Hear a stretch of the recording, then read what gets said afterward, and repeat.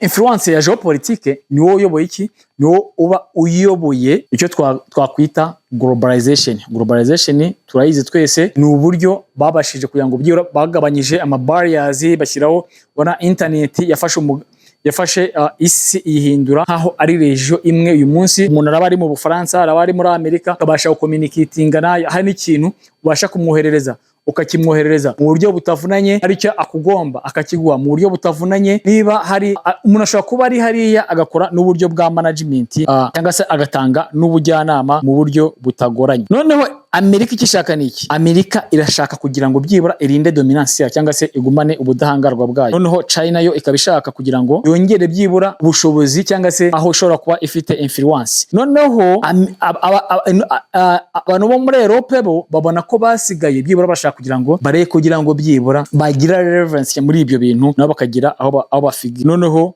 Afrika yo twe turacyashaka iki, turacyaclaiminga icyo twita independence ndetse na development. Noneho nyuma ya byose, nyuma ya summit, nyuma yo guhana akaboko, noneho na nyuma yisezerere kuvuga ngo bagiye gukora investment, hariyo intambara y'iki y'icyo twita cyangwa se harimo gupezanya ikintu turi kuvuga ngo new world order. Nabwe ko order tugenderaho uyu munsi ku rwego rw'isi cyangwa se mu buryo bwo kuyobora isi, tugendera kuri order yo muri 44 ariyo tuvuga ngo niyo yakiriweho mu nama y'iyo bise Bretton Woods.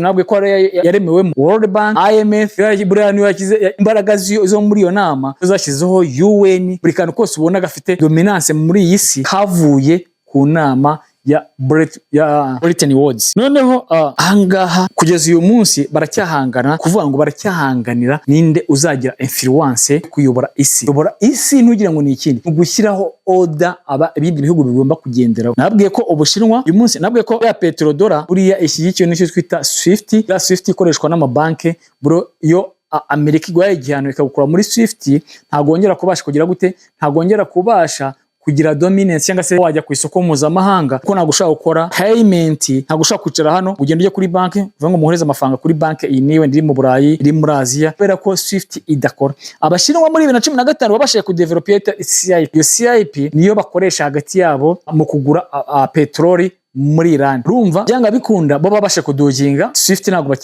barayikeneye, ariko ntabwo bakikeneye cyane. Hari ibindi bihugu rero bafite byatangiye gukoresha iyo CIP. Noneho tugarutse kuri kantu ka petrodollar uyu munsi Abashinwa bakoresha iyo bari gukora transaction hagati yabo na Iran, bo bakoresha icyo twita amayuan. Amayuan ni amafaranga akoreshwa akoreshwa mu Bushinwa. Ariyo mpamvu buriya Iran yayitangiye ku claiminga icyo twita petro yuan. Ni kubera impamvu nshaka gukoresha petrodollar niye, kandi Abashinwa ari bari kudominate, ari bo bari ku isoko yacu uyu munsi. Noneho reka twibaze kubera iki world powers are rushing Africa and China. Kubera iki? Nubwo twabivuzeho hejuru, ariko reka tubigendere video yindi ibaze impamvu noneho ibihugu byose cyangwa se ibihugu byo kwisi bishaka kugira ngo bifite imbaraga, bishaka kugira ngo bigarure cyangwa se bishyiraho mu maboko yabyo cyangwa se biri kwiyegereza Abashinwa na Afrika. Twabonye ko Donald Trump yagiye hehe mu Bushinwa, tubona ko Macron nawe yasaza hehe, yasaza muri Afrika. Kandi tuzi ko buriya Abafaransa ntago bari mwendere muri politike mpuzamahanga. Kandi turekeraho kuri video y'ubutaha, ariko mubwiye ngo niba ari ubwa mbere cyangwa se niba utarusanzwe ubana natwe ari bwa mbere ugeze kuri channel, banza ukora iki, ukore subscribe, share, kandi noneho niba ubona ino video wayikoze, kandi nabwo byose ubikore mu gihe ubona ari ngombwa. Niba wanabikunze ukore like, ugene hasi wandike muri comment uduhe igitekerezo cy'uburyo uri kumva imiyoborere y'isi uyu munsi. Ciao, hasta la vista. Ubwo no kuvuga ngo ubutane bwo tuzaduhera ku mpamvu cyangwa twibaza ni iyihe mpamvu ibihugu bya Afrika, ko ibihugu bikomeye byo mu burengerazuba kwibanda ku Bushinwa n'iki na Afrika. Ciao, hasta la vista.